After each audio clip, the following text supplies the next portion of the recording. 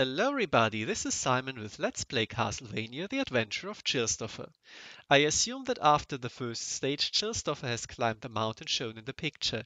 He then finds out that Dracula was very rude this time and did not build a bridge to allow entry into Castlevania proper, which is why Chillstopher is forced to go down again and into the caves.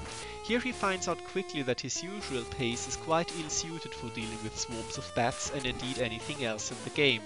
Any possible lessons remain unlearned, however, because the developers saw fit to include an invincibility and a whip upgrade right here, right now.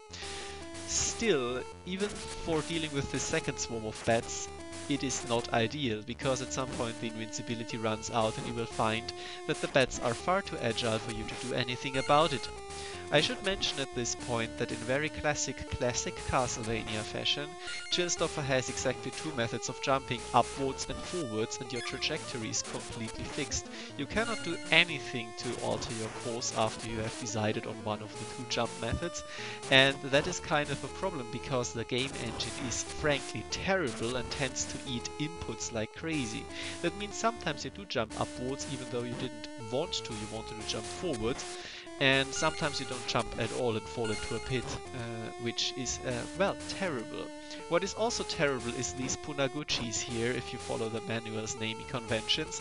Their attacks will come from off-screen gleefully, they will never go away unless falling into a pit directly, and you will be harassed by them constantly. They are definitely the most annoying enemy in the game, and I'm pretty sure the developers knew that and made sure to spam them at every opportunity.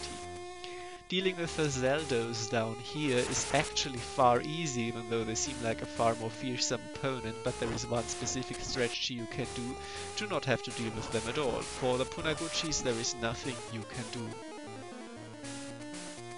This jump here is trickier than you might think, again because Chillstopher is really not an agile person. Also, all this nonsense up above is completely negated by a full heal being here, which means that if you can manage to do this at all, then you're safe. Come the fuck on, game. This is just rude. You can get this by jumping immediately, but you know. This here is hard enough to do, even if you can get it. And I'm just going to show you quickly what happens if you do hesitate even a tiny bit, if you do not get the pixel perfect jump at the start ready, then you will fall and die because this game hates your guts. Even normal platforming you really have to train yourself to do. And this room shows up in abundance now why I hate Punaguchi so much. It is very hard just to get down here without being harassed, and your whip hitbox has to be pre-planned like half a second in advance because Chillstopher is so slow to whip that getting down here without getting hit is a crapshoot at best and pure dumb luck at worst. This level design element I actually quite like. The rolling eyeballs are kind of iconic for this game, and I have by now tried out the remake a bit. It's probably the only thing that they did actually use in the remake. Chillstopher, of course, is a very slowly jumping boy, so that means you have to be very precise in jumping over them, but trust me, you will learn.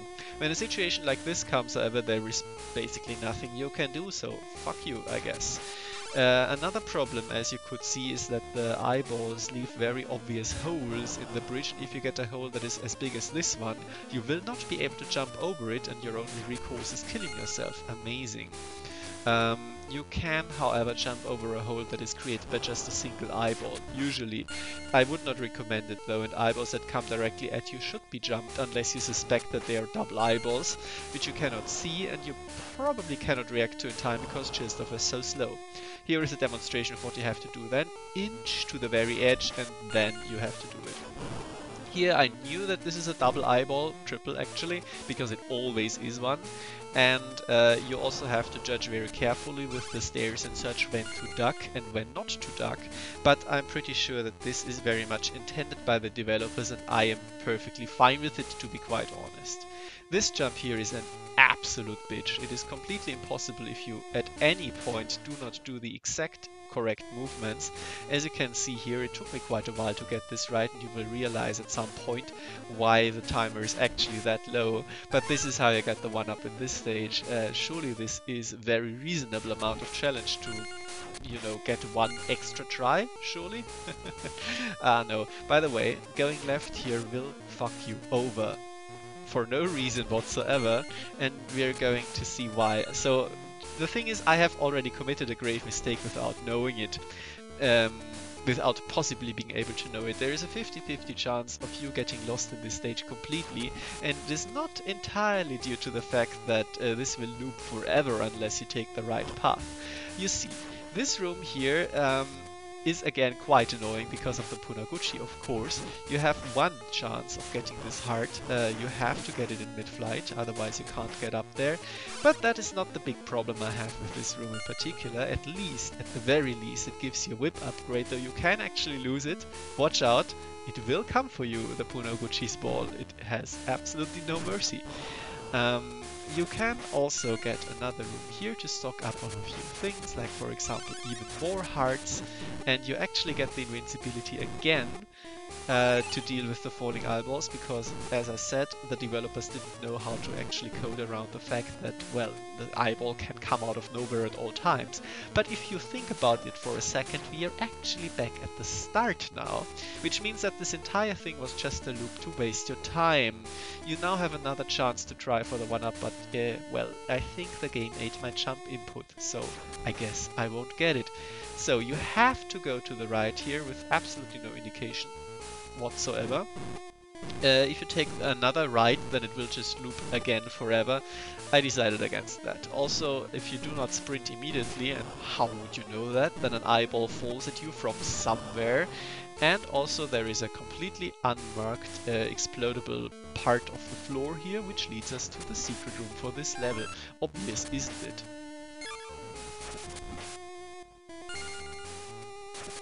Okay, now that everybody has laughed, we can continue on with our lives. And this is where you plop out anyway. So, odds on me keeping the whip upgrade? Nope. So the secret room itself is rather pointless in this level unless you are really, really good at Punaguchi wrangling. And I have played through this game multiple times now. It's not easy to be consistent, let's keep it at that. This is finally a checkpoint room for the game, which is good because the boss is relatively just around the corner. It's also a bitch and a half, but we'll get to that. Dealing with the Zeldos, we are now obligated to. Works like this: if they fire high, and they usually start out firing high, then you duck. If they fire low, you jump over them. This is very consistent. By the way, 10,000 points, extra life. Also, if you go up here, wrong way again, and we will get knocked off this rope if we continue on, so we go down instead, and we reach the boss, finally. I do not think that you need an upgraded whip for this boss. We will see later on, I do get hit, that it's actually completely pointless. The one thing you have to do here is position yourself correctly, so that you can always deal with the one that is falling from above. And don't worry, I will fuck up, so we will get to see what the boss actually does. Spoilers, if you do not prevent them from spawning, it is in fact very, very annoying, and you can get overwhelmed within seconds here, because, well, dealing with fast-moving enemies in an enclosed space, or an open space, or at all, is really, really not Chillstopher's forte. I mean, that goes without saying, but see, the whip kills him in one hit anyway, but now I'm out of rhythm, and now I'm having a very, very bad time. But fortunately I managed to recover myself. I knew to not go for this one, let him come to me, and I can collect my rhythm again. This obviously will always take quite a lot of time. It is random where they spawn, I'm pretty sure, making this a speedrunner's nightmare. And you have to kill 2 of them for 1 pip of the health bar to disappear, which will cost you at least 1.5 minutes on the timer, which is a lot of fun if you're already starved for time, maybe because the level put you into a useless loop. Next time, some ludicrously unfair bullshit. Thank you very much for your attention.